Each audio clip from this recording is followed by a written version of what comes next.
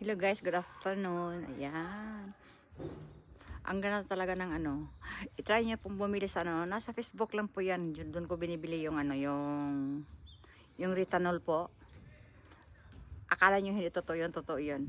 Hindi po ako nagpa-foundation. Ayan, totoo po tong balat ko. Wala po tong ano. Retinol lang pong ginagamit ko. Tsaka ano, 3 days lang makikita mo na yung resulta ng iyong ano, yung balat po. Kung may tiyaga kang mag ano ng mukha mo. Pero siyempre, kailangan mo rin maglagay ng kilay para kahit papano magkaroon siya ng ano, magkaroon ng balance. Yan. Akala mo ano, oh. Ang ganda talaga. Nakaano na ako ngayon. Siguro 1 month. Nakatatlong nakatatlong set na ako. Pero hindi ka magsisisi po. I-try nyo pong bumili ng retinol. Ang ganda talaga. Hindi kayo magsisisi kahit magkanong ano mo sa retinol. Ay, hindi ako nagtitinda, hindi ako nagpo-promote ng retinol, pero i-try nyo po. Ang ganda-ganda po. Yung ano mo, kikinis yung mukha mo. Tapos para kang nagpa-foundation.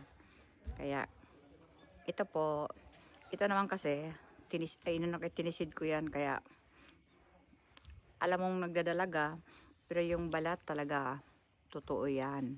Hindi foundation yan. Ayan, hindi ako nagpo-promote po. Sinasabi ko lang po sa mga, yung gustong kikinis yung, yung balat. I-try nyo po yung ginagamit ko po. Ang ganda siya. Kahit may sakit ako, hindi halatang,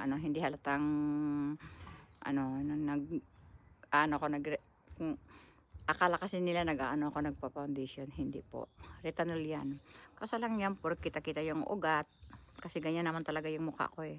Tsaka namumul dito. Pero, ayan po. Ang ganda. Dati, ang dami kong dito. Ang daming nakalinya yan dyan sa noo ko. Pero ang ganda ng retinol. I-try nyo po talaga guys. Para kayong nagme-makeup. Thank you.